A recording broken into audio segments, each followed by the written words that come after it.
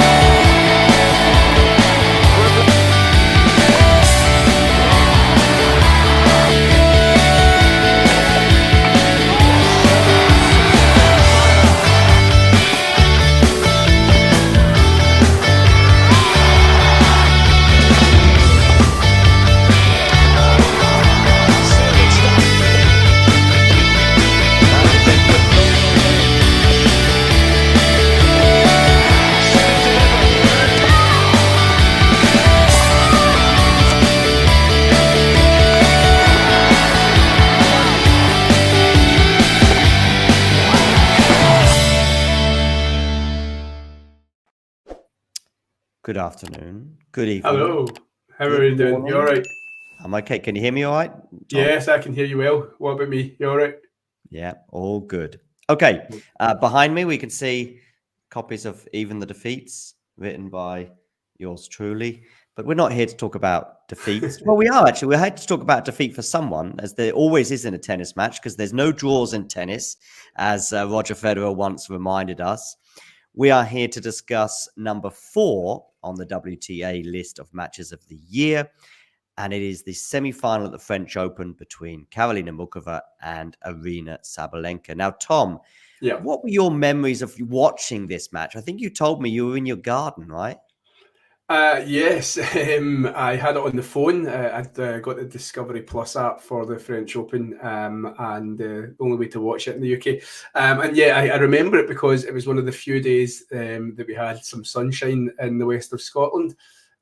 So I was in the garden with a beer, I think, maybe, and yeah, just watching it on my phone. And to be honest, you know, it was definitely one of my favourite matches of the years. I know it came number 4.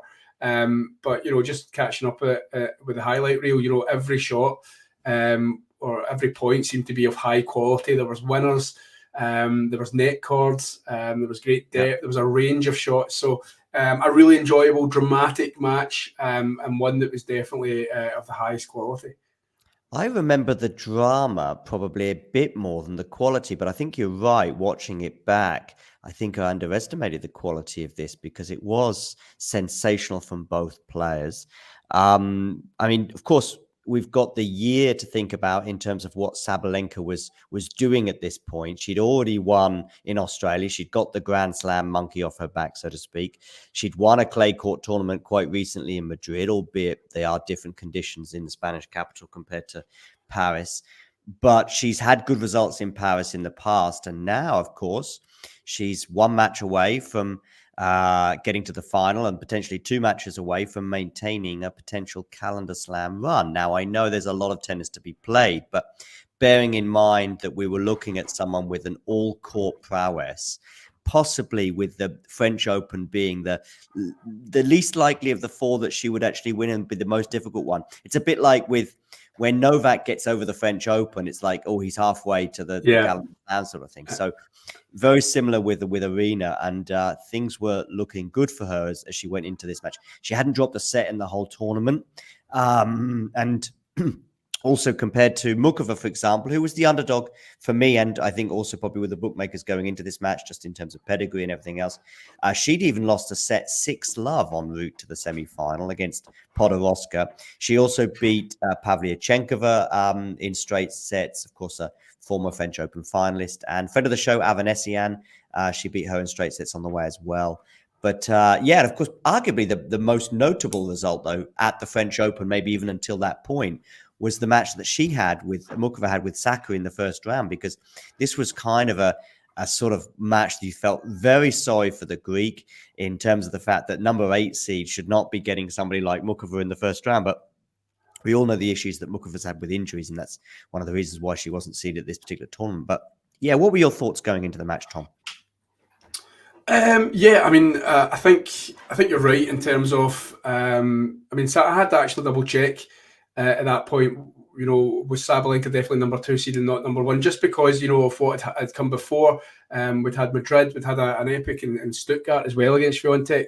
But really, like in terms of the gap for those two players at this point of the year. We were really kind of talking probably seriously at this point that Swiatek could be caught as world number 1 and the gap had closed. And Sabalenka, like you mentioned, with that win in Australia, had really closed the gap. And we were going to get a real rivalry now, in terms of, instead of Swiatek kind of sweeping all before her, as she did mostly in 2022. So going into this, I think everybody was maybe, Muchova, a very, very talented girl, as you mentioned, plagued by injuries throughout her career. I think at one point after missing out in Australia 2022, there was questions about whether or not she'd even return to the sport. But as I said, one of the most naturally gifted girls on the WTA tour. But I think at this point we were just going into this match and just thinking, we're basically it's like a procession mode, kind of like we maybe thought with Novak and Carlos in New York. We thought, it was just a done deal that they two were going to meet in the final. I think, we were just all eyes were similar to this. Muchova was just another player that was standing in the way of, a Swiatek Sabalenka final. And yeah, I mean, as I said to you, I think going into this, it was just a case of, I mean, we've obviously got the idea of Sabalenka in semi-finals and the semi-final kind of curse. So that was probably coming into play as well. And something that had to be considered going into the match. But I think we maybe thought that kind of that curse, as I mentioned, had maybe been dispelled because of Australia. And we went on for the rest of the year that she still had another couple of semi-final, mess ups in her for the rest of the year. Actually against Muchova in Cincinnati, and of course at Wimbledon as well. So yeah, I think just at the time. Going into this one in Paris, you were thinking it was just a case of she's not dropped a set. Muchova talented, but Sabalenka's power is just going to see her off. Yeah, right. They'd only met once before, right? Yeah, in China, 2019. I always say the Chinese name's wrong, but Zhuhai, is that how you say it? On a hard court, right? Yeah. Semi-final enough, another semi-final. So and Sabalenka had won that in straight sets, 7-5, 7-6. So a tie-break in the second set, and it was tie-breaks we were going to get in this semi-final. As I say, nearly every game that was available to be played in this one was played, and it just turned into an epic. Yeah, right. Yeah, that's a good point. So just one set that didn't go to a tiebreak, and that was 175. So yeah, it was almost the sort of maximum number of games available. The first set, though, did give us an idea that this wasn't going to be a walk in the park for Sabalenka, because Muchova does get the break and is in fact even serving for the first set, and she has a set point as well at 40-30. So Muchova is bringing it, although having not managed to serve it out, I tend to feel watching tennis matches that when you might get like a Casper Ruud in the French Open final this year, or other legendary matches where the underdog maybe gets the break of serve, but if they don't hold on to it, you're like, oh, that was their chance, But that wasn't the case, because they ended up going to the tiebreak. Of course, and something that was really noticeable by now was Muchova coming into the net almost whenever she could, or sometimes a bit surprisingly, sometimes incorrectly. I think we saw 1 or 2 points in the highlights just now where maybe she should have stayed back, but it was clearly a tactic that she wanted to execute, and one that she executed pretty well in this first set.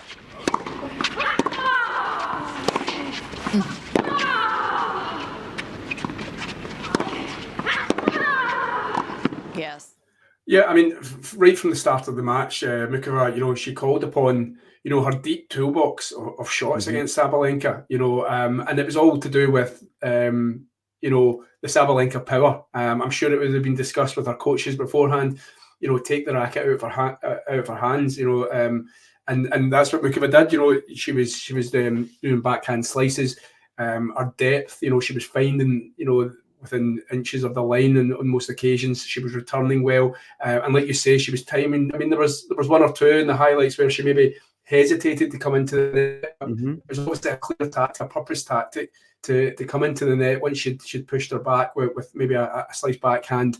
And you know, the volume was pretty stunning, you know, in terms of the highlights. You know, more times than not, she was putting away a volley when she was coming into the net. And I mean, we maybe should have prepared it beforehand, but you know, I'd love to see the stats of points won when she came into the net, because I'm sure it would have been in the 90%. Yeah, she looked pretty good. But she has, of course, had that mental jolt of not managing to serve it out. So you kind of do go into the tiebreak thinking, well, Sabalenka's the favorite once again. And it is a very close tiebreak, as the match basically, you know, bore out for the rest of the match. And Muchova takes it, though, with an incredible backhand winner down the line.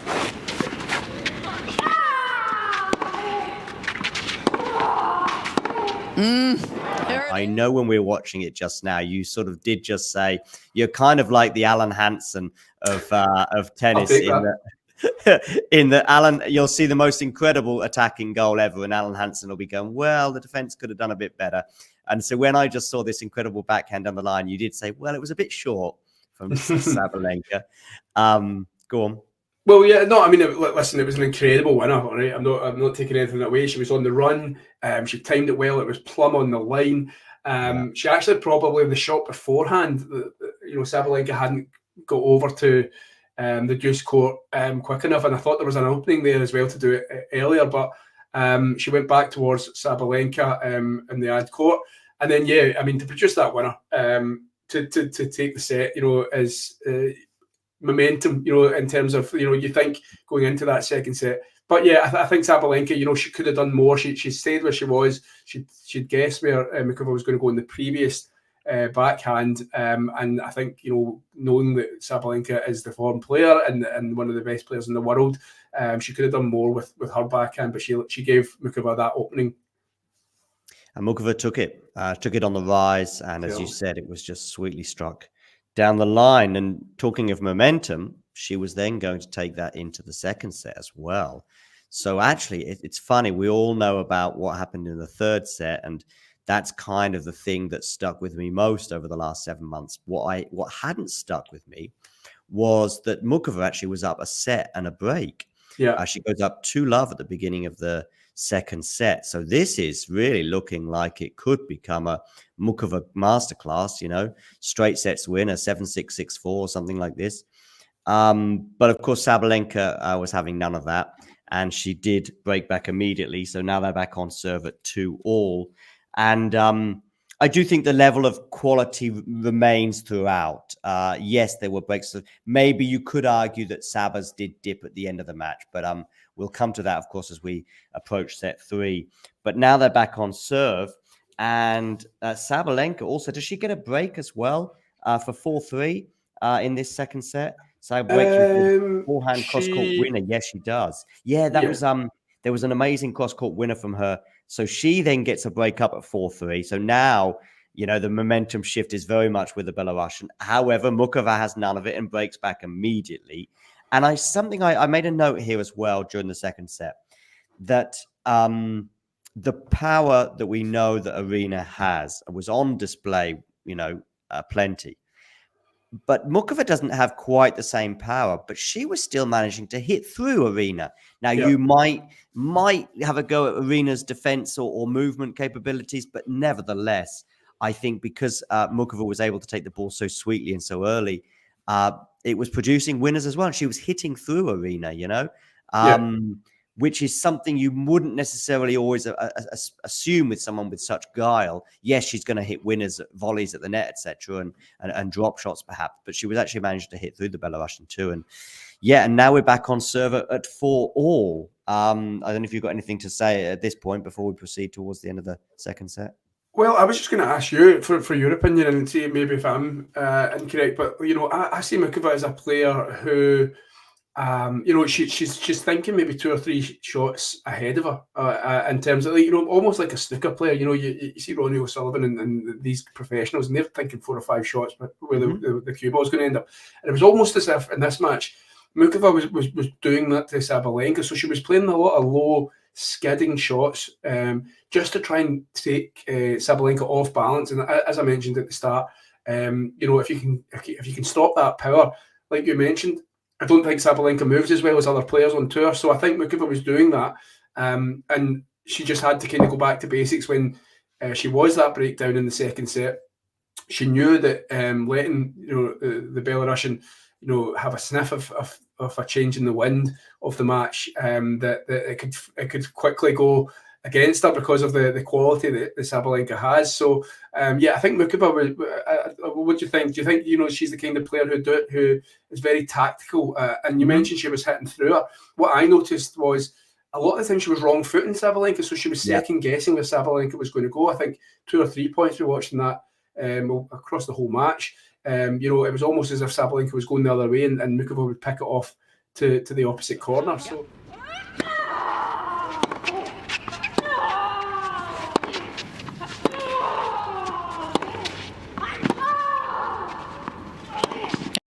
Corner. So yeah, I think she's just a kind of very wily, intelligent player. I agree. And I think it's a good point you make. And I remember thinking something similar during Muchova's US Open run to the semi-final. I think she may have played Chastea there in the quarters, and it was just a sensational display from Muchova.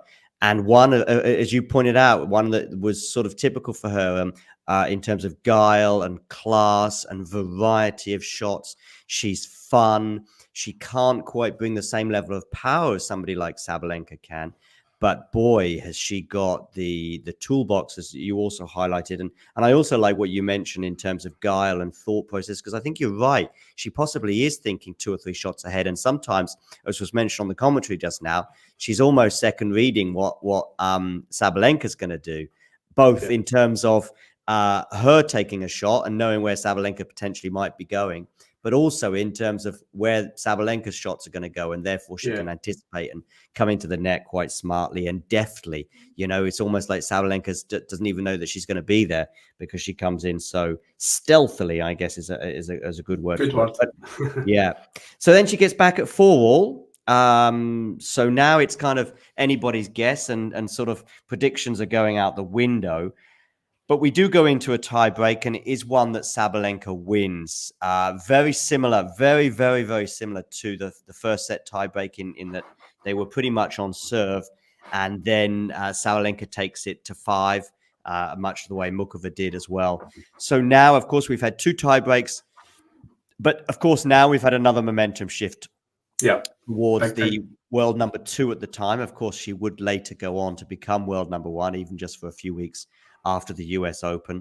And as you said as well, before we started, about Sabalenka was potentially going to be a world number 1 sooner rather than later. In the end, actually coming as late as it did, as in post-US Open, probably surprised a few of us, because many of us may well have seen her getting to the final here at the French and then possibly also winning Wimbledon.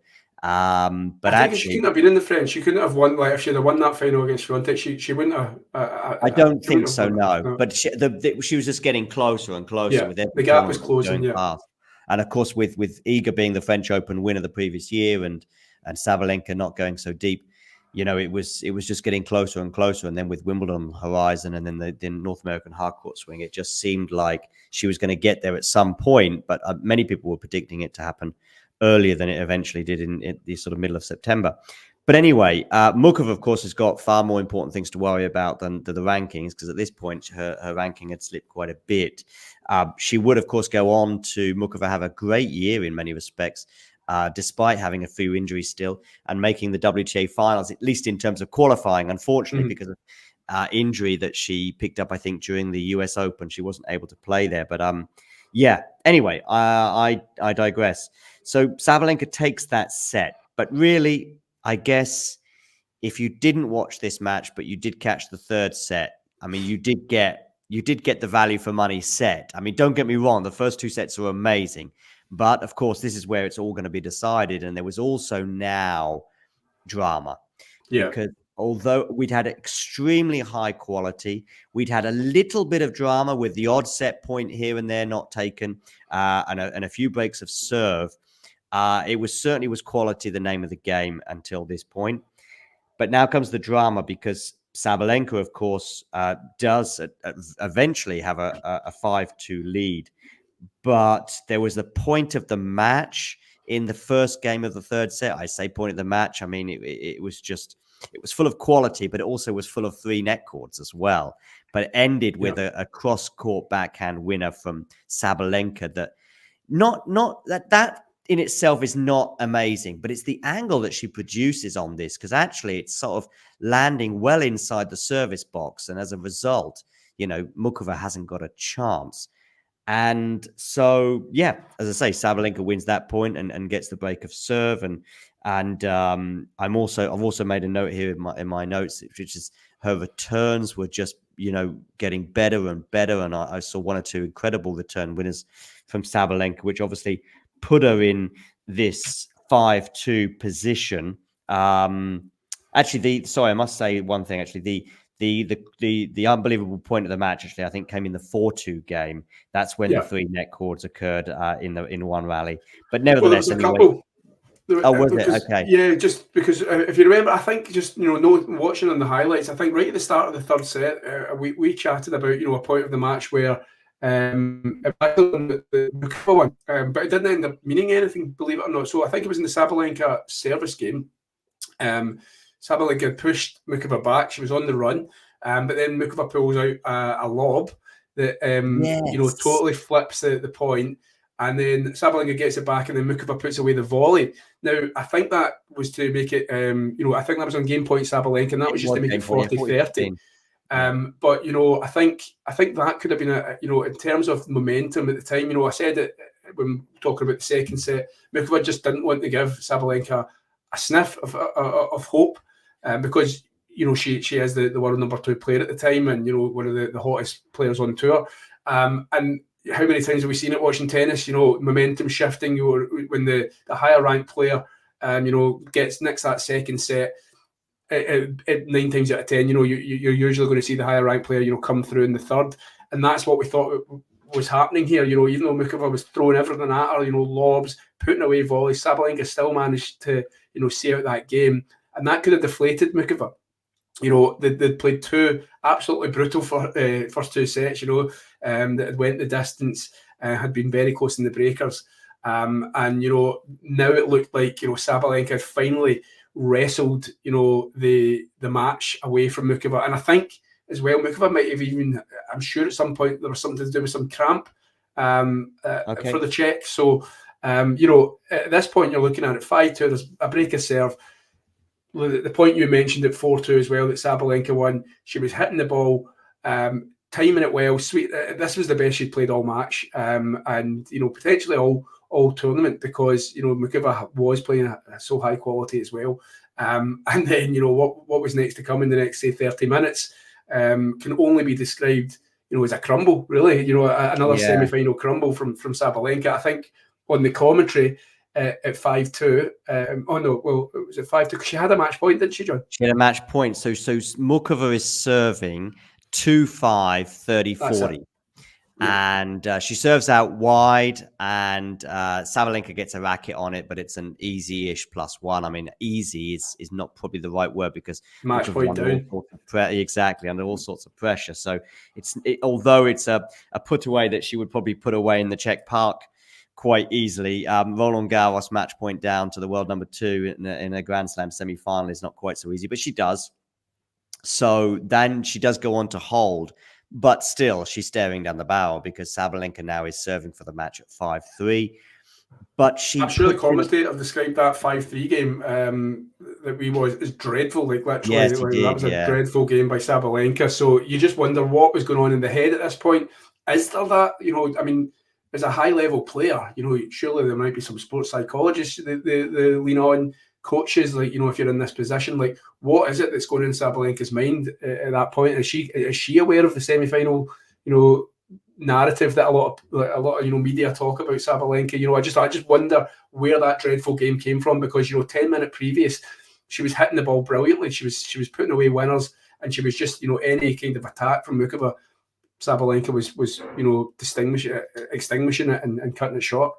Losing a tennis game, though, I think, and I'm specifically saying game here intentionally, in this situation, can happen for one of two reasons. And we may on the outside look at it and assume that it may be the pressure of trying to serve it out. But there is also a chance, and I don't know, Aryna, as far as I'm aware, hasn't really addressed it. So, but there's also a chance of a slight loss of concentration. You can drift, even in a Grand Slam semi-final, even when you're 5-3 up. There is a chance that you could drift through a couple of points, and then you're down, and it's too late to get back, if you like.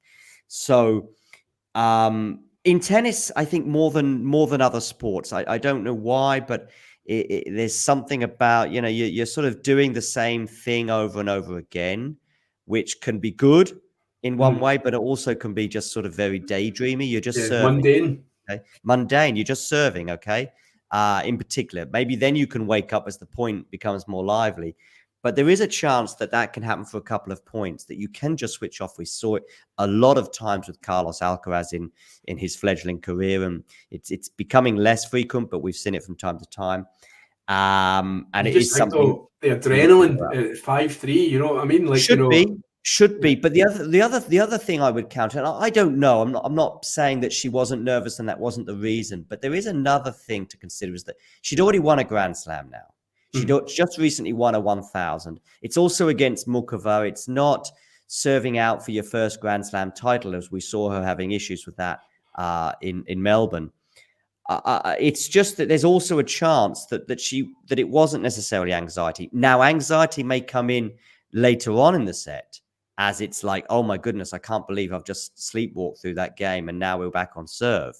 Then you sort of, you lose that momentum, and you try and get back your edge, and you're fighting against all sorts of things, including potential demons. So I don't know, Tom. You might be right, and I know lots of people do subscribe to that opinion.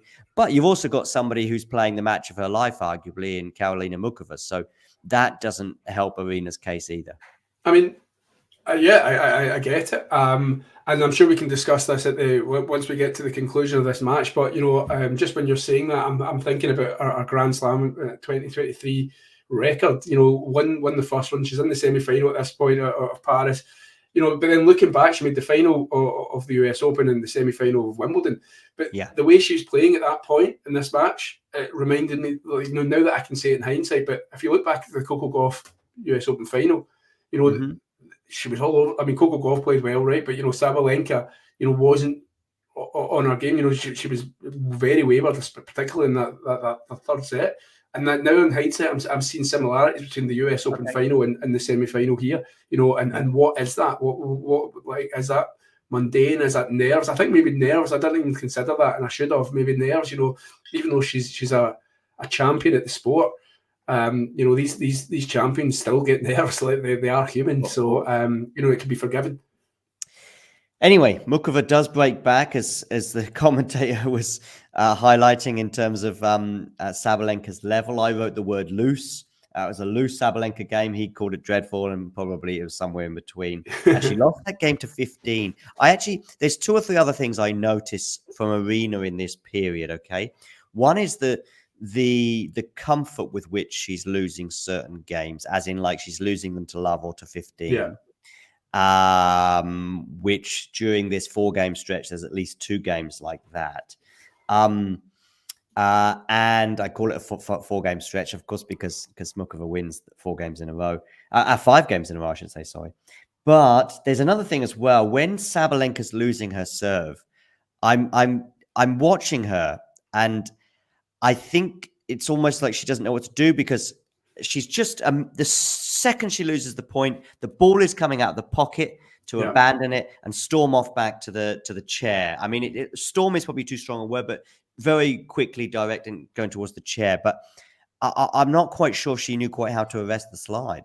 Yeah, and again, I keep on leaning on the momentum thing. Like, I think it creeps in. You're going, right, if she's just broken back serve here, and if she holds her next serve, she's level with me here. Now I'm under pressure. And it's almost like, that psychological thing. Like, you start to fear the worst rather than like play at your best. So I think she's already saying to herself, if I don't win this point or I don't win this game, I'm in danger here. And I think she's already told that narrative in her story. So she's putting more pressure on herself, probably. Yeah. Anyway, 5-all. the Muchova manages to create a break point. Yeah. And as we'd mentioned before, some incredible depth from the Czech on one particular shot where Sabalenka's trying to get her footwork right, as you also highlighted as well. And Sabalenka then mishits. And actually, as I'm watching it, I'm thinking this might not even go over the net. Yeah. But it does get over the net. But then Muchova's got a probably even easier put away than she had to save match point to break serve. And break serve she does. And now she's serving for the match, Muchova. Yeah. And Unbelievable. I mean, it was tenacious, wasn't it? Like, in terms of being 5-2 down, you could easily just say, I've had a good run here. I've made some money. It set me up for the rest of the year. But tenacious to come back from that, particularly being match point down. And that point you speak about, it was a decent serve from Sabalenka. I don't know if this is in the break point, but it's at least on deuce. Good serve by Sabalenka.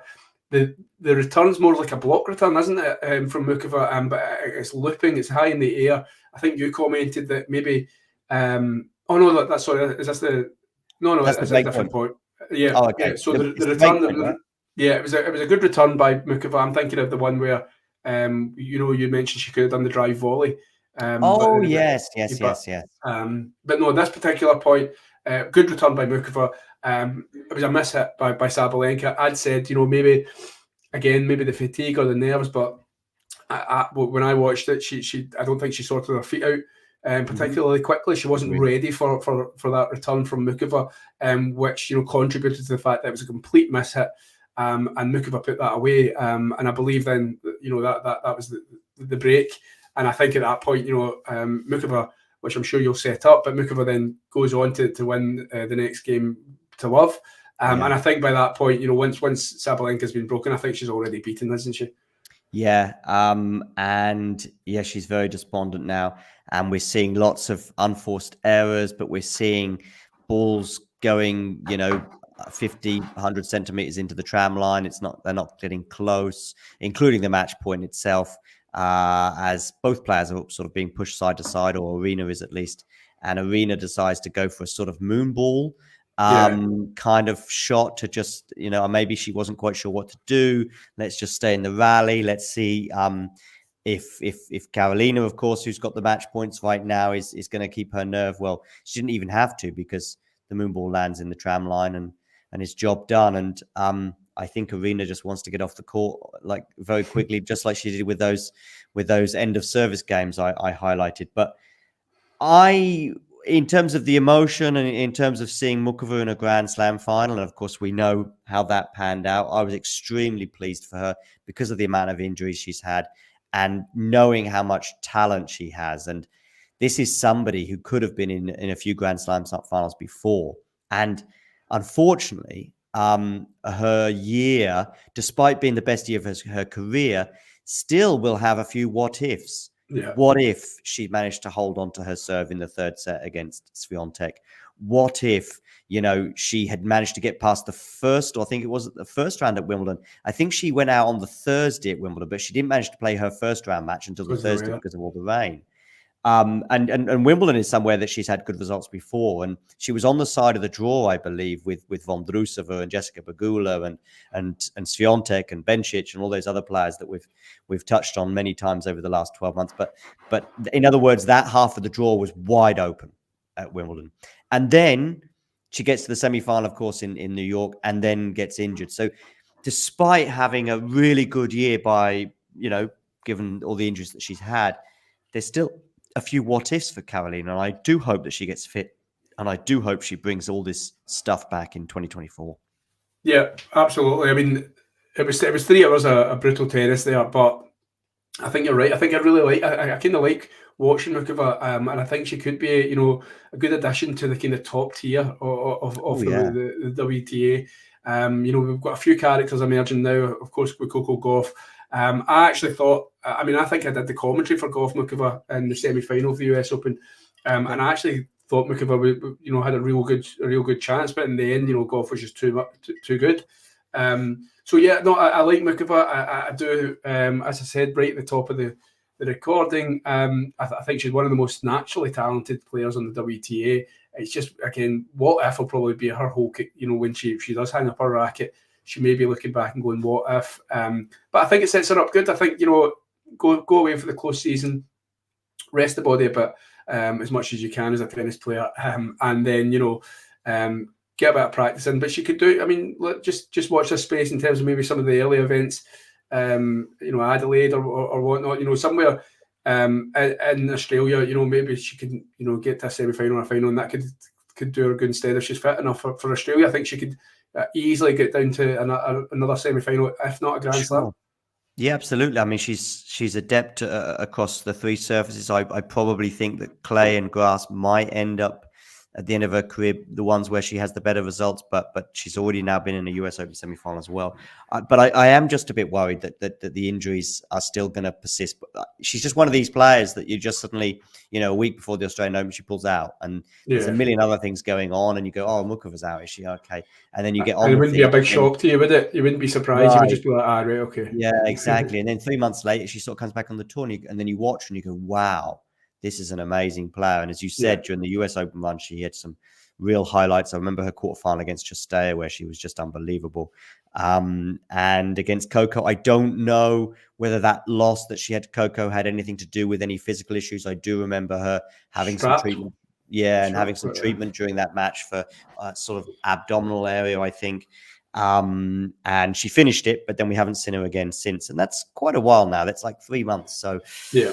Fingers crossed, though, she remains healthy. Sabalenka will be back with interest. As she came back with interest after this loss, and I expect her to be basically challenging for all 4 slams. Yeah, exactly.